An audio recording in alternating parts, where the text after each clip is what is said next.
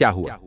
जब अचानक से अयोध्या में प्राण प्रतिष्ठा के बाद प्रभु श्री राम की चरण पादुका लेकर प्रकट हो गए साक्षात भरत। जब प्रभु श्री राम वनवास के लिए रवाना हुए थे, तब भारत ने उनके चरण पादुका को राज सिंहासन पर रखकर शासन चलाया था। और जब प्रभु श्री राम 14 वर्ष का वनवास पूरा करके पुनः अयोध्या लौटे थे, तब इसी चरण पादुका को धारण करके कई हजार सालों तक अयोध्या पर राज किया। और अब जब एक बार पुनः कलयुग में श्री राम अयोध्या आने वाले थे, राम राज्य लाने वाले थे, तो उनके भ्राता भरत आखिर कैसे पीछे रह सकते थे? आखिर अयोध्या में कैसे प्रकट हुई दिव्य चरण पादुका? सच्चाई जानकर आपकी भी होश उड़ जाएंगे। वीडियो में आगे बढ़ने से पहले अगर आप भी एक सच्चे राम भक्त हैं तो वीडियो को लाइक करें और कमेंट बॉक्स में जय श्री राम सच्चे भक्त ही लिखें। अयोध्या में राम लल्ला की प्राण प्रतिष्ठा के एक दिन बाद राम मंदिर के द्वार खुलते ही 5 लाख से अधिक श्रद्धालु वहां एकत्र हुए। सुबह कुछ मौकों पर भीड़ ने बैरिकेड तोड़ दिए, जिससे भगदड़ जैसी स्थिति पैदा हो गई। लेकिन हर बार परिसर में और उसके आसपास तैनात 8000 मजबूत पुलिस दल ने भीड़ को नियंत्रित किया। प्रतिष्ठा समारोह से पहले 1.5 लाख से अधिक भक्त अयोध्या पहुंच गए थे और धर्मशालाओं में रह रहे थे। कुछ लोगों ने खुले आसमान के नीचे रात बिताई। उनका लक्ष्य था राम लल्ला की प्राण प्रतिष्ठा के बाद पहली सुबह मंदिर के द्वार खुलते ही प्रवेश करना था। 23 जनवरी को राम मंदिर के दरवाजे आम श्रद्धालुओं के खुलते ही लोगों की इस भीड़ में एक शख्स ऐसा भी था जिसने अपने सर पर दिव्य चरण पादुकाएं उठा रखी थी। वह भीड़ में निरंतर मंदिर के अंदर जाने का प्रयास कर रहा था। कई लोगों ने उसे देखा। तब उसका कहना था कि वह दिव्य चरण पादुकाएं प्रभु श्री राम को भेंट करने आया है, क्योंकि यह उनकी ही चरण पादुकाएं हैं। कार्तिक नाम के एक भक्त का कहना था कि वह शख्स जिसने चरण पादुकाएं अपने सर पर उठाई हुई थी, वह हमारे साथ कई घंटे तक दर्शन के लिए इंतजार में खड़े रहे।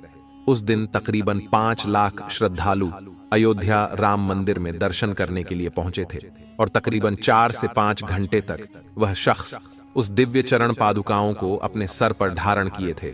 उनका एक ही कहना था कि वे यह चरण पादुकाएं प्रभु श्री राम के लिए लाए हैं और उन्हें सौंपकर ही अपना कर्तव्य पूरा करेंगे।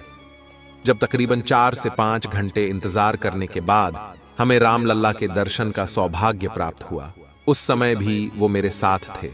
उन्होंने वह चरण पादुकाएं हैं प्रभु श्री राम के गर्भगृह के सामने रख दी। जब मैंने उनसे उनका नाम पूछना चाहा, तब उन्होंने कहा कि मैं यहां से 14 किलोमीटर दूर भरत कुंड से आया हूं और अचानक कहीं अंतर ध्यान हो गए। ये चमत्कार अपनी आंखों के सामने देखकर कार्तिक के भी होश उड़ गए थे।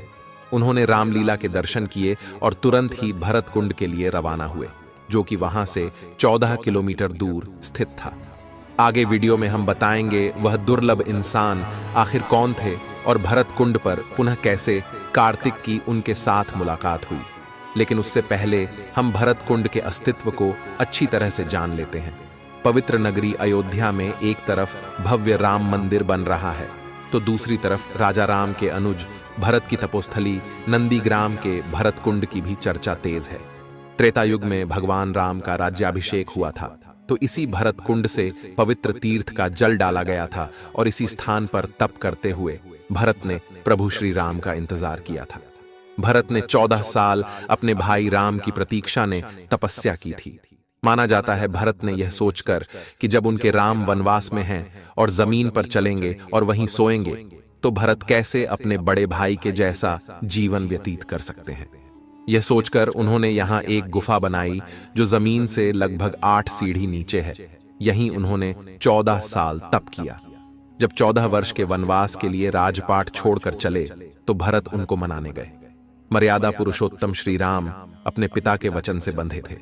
लौटना स्वीकार नहीं किया, लेकिन भरत के अनुरोध पर अपनी चरण पादुका उनको सौंप दी।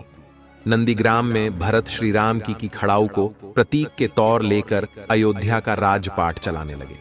14 वर्ष वनवास खत्म कर जब राम अयोध्या वापस लौटे, तो यहीं पर भरत से मिले। तो भरत ने उन्हें पुनः चरण पादुका लौटा दी। अब जब पुनः प्रभु श्री राम अयोध्या लौट चुके हैं, हो सकता है भारत पुनः उन्हें चरण पादुका लौट अयोध्या आए हो। जब कार्तिक भरत कुंड पर पहुंचे तो भारत कुंड प्रभु राम के आने की खुशी में पूरी तरह से सजा हुआ था। तभी कार्तिक जी को रहस्यमय तरीके से वही व्यक्ति भारत कुंड में स्नान करता हुआ दिखाई दिया, जो चरण पादुका लिए अयोध्या राम मंदिर में मौजूद था। इसके बाद कार्तिक ने उनसे पूछा कि आप अयोध्या में रहस्यमय तरीके से कहां गायब हो गए थे और आप यहां पर क्या कर रहे हैं। तो उस दिव्य व्यक्ति ने कहा कि हमारे पूर्वज कई सालों से इसी भरत कुंड के आसपास ही निवास करते हैं और प्रभु श्री राम के भाई भरत को अपना इष्ट मानते हैं। एक दिन रात्रि के समय स्वयं भरत हमारे सपने में आए और उन्होंने हमसे कहा कि भरत कुंड के गुफा के अंदर एक दिव्य चरण पादुका रखी हुई है, उसे ले जाकर अयोध्या में नवनिर्मित राम मंदिर के अंदर रखना होगा। वहां प्रभु श्री राम अपना राज सिंहासन संभालेंगे। जब हमारी आंखें खुलीं तो स्वप्न अनुसार अपने राजा का आदेश मानते हुए हम उस चरण पादुका को अपने सर पर रखकर अयोध्या धाम के लिए रवाना हुए और जब राम मंदिर आम श्रद्धालुओं के लिए खुल गया तब हमने वह दिव्य चरण पादुकाएं प्रभु श्री राम को समर्पित कर दी। अयोध्या में दिन प्रतिदिन ऐसे कई दिव्य चमत्कार लगातार हो रहे हैं। हाल ही में 22 जनवरी 2024 को अयोध्या के भव्य राम मंदिर में भगवान राम लल्ला की प्राण प्रतिष्ठा हुई। इसके अगले ही दिन लाखों लोग अपने आराध्य के दर्शन को उमद्द पद्धे। इसी दौरान एक बंदर भी गर्भगृह में प्रवेश कर गया। श्री राम जन्मभूमि तीर्थ क्षेत्र ट्रस्ट ने ट्विटर पर इसके बारे में जानकारी साझा करते हुए कहा है कि वहां तैनात सुरक्षा कर्मियों का कहना है, ये हमारे लिए ऐसा ही है मानो स्वयं हनुमान जी रामलल्ला के दर्शन करने आए हों। यह घटना 23 जनवरी को शाम के करीब 5:50 की है। उस समय तक करीब 3 लाख भक्त रामलल्ला का दर्शन कर चुके थे और करीब 2 लाख भक्त बाहर कतार में थे। पहले दिन 5 लाख से अधिक भक्तों ने राम मंदिर में दर्शन किया। ट्रस्ट की ओर से किए गए पोस्ट में बताया गया है, एक बंदर दक्षिणी द्वार से गूढ़ मंडप से होते हुए गर्भगृह में प्रवेश करके उत्सव मूर्ति के पास तक पहुंचा। बाहर तैनात सुरक्षा कर्मियों ने उसे देखा।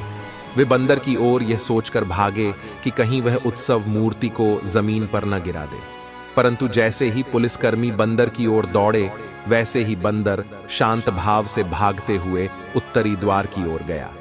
द्वार बंद होने के कारण पूर्व दिशा की ओर बढ़ा और दर्शनार्थियों के बीच में से होता हुआ बिना किसी को कष्ट पहुंचाए पूर्वी द्वार से बाहर निकल गया। वैसे अयोध्या में वानर की इस तरह उपस्थिति की यह कोई पहली घटना नहीं है। राम जन्मभूमि मुक्ति आंदोलन के दौरान कई प्रमुख मोद्धों पर इसी तरह वानर की उपस्थिति देखी गई है। इसी बीच रामलीला की मूर्ति बनाने वाले प्रसिद्ध मूर्तिकार अरुण योगीराज ने एक ऐसे चमत्कार के बारे में बताया जिसे उन्होंने खुद मूर्ति बनाते वक्त महसूस किया। राम मंदिर प्रतिमा निर्माण करने वाले कर्नाटक के मशहूर मूर्तिकार अरुण योगीराज ने ऐसी बात कही है जिस पर आप भी हैरान हो जाएंगे। उन्होंने कहा है कि नवनिर्मित राम मंदिर के गर्भगृह में जो मूर्ति लगाई गई है वह उन्होंने नहीं बनाई। दरअसल वे बात को अलग तरीके से कह रहे हैं। उन्होंने कहा कि गर्भगृह के बाहर तक उनकी मूर्ति की छवि अलग थी, लेकिन जैसे ही मूर्ति को गर्भगृह में प्रवेश कराया गया उसकी आभा ही बदल गई। इसे मैंने भी महसूस किया। मैंने गर्भगृह में अपने साथ मौजूद लोगों को भी इस संबंध में कहा था कि यह दैवीय चमत्कार है या कुछ और, लेकिन मूर्ति में बदलाव हो गया था। एक टीवी चैनल को दिए गए इंटरव्यू में अरुण योगीराज ने कहा कि मेरे पूर्वजों की 300 सालों की तपस्या का यह परिणाम है। मुझे शायद ईश्वर ने इसी कार्य के लिए धरती पर भेजा था। मैं इस जन्म में भगवान श्री रामलल्ला की मूर्ति बनाऊं। अरुण योगीराज ने एक बड़ा रोचक चमत्कार भी सुनाया। उन्होंने कहा कि हम जब मूर्ति का निर्माण कर रहे थे तो हर दिन शाम को 5 से 6 बजे के बीच बंदर वहां पर आते थे। वह आते, मूर्ति का काम देखते और चले जाते। कर्मशाला में इस प्रकार से बंदरों के आने से हम लोगों को परेशानी होने लगी। हमारा ध्यान भटक जाता था। हमने ट्रस्ट के महासचिव चंपत राय के समक्ष इस बात को रखा। उन्होंने कर्मशाला में घेरा लगवा दिया, वहां दरवाजे लगवा दिए गए। उस दिन शाम को जब बंदर आए और उन्होंने पूरा इलाका बंद पाया तो दरवाजा पीटना शुरू कर दिया। हमने दरवाजा खोलकर देखा तो एक बंदर को वहां पाया। अरुण योगीराज ने कहा कि जब हमने दरवाजा खोला तो वह अंदर आए, मूर्ति का निर्माण देखा और चले गए। फिर हमने दरवाजा बंद नहीं किया। ऐसे कई चमत्कार अयोध्या में नित्य प्रतिदिन हो रहे हैं। आज जो भव्य राम मंदिर का निर्माण हुआ है वह कई हजारों कार सेवकों के बलिदान का प्रतीक है। आप नीचे कमेंट बॉक्स में बताइए कि आप अयोध्या कब जा रहे हैं। और ये वीडियो अगर आपको पसंद आई हो तो लाइक जरूर करें। रोजाना ऐसी सत्य घटनाएं देखने के लिए हमारे चैनल को सब्सक्राइब करके बेल आइकन को जरूर प्रेस कर ले। अभी के लिए आप सभी को हर हर महादेव।